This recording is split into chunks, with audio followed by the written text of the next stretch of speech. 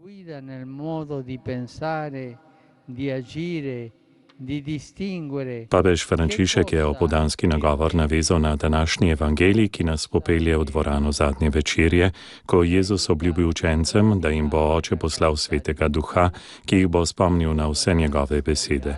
Jezus se namreč vrača k Očetu, svoje učence pa bo še naprej spremljal po daru Svetega Duha, je zatrdil Frančišek.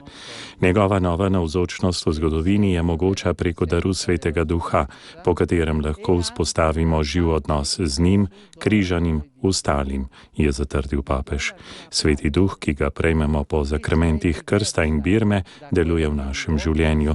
On nas vodi v našem načinu razmišljanja, delovanja ter razlikovanja med dobrim in zlim.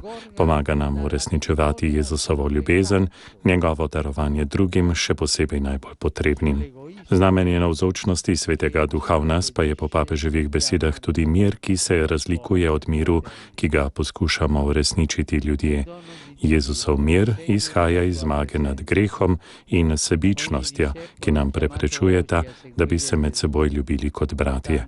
Ta mir je Božji dar in znamenje njegove navzočnosti, je dejal Sveti Oče. Vsak učenec, ki je danes poklican slediti Jezusu in nositi križ, v sebi prejme mir križanega, ustalega, v gotovosti v njegovo zmago in v pričakovanju njegove dokončne vrnitve, je še prepričan papež Frančišek.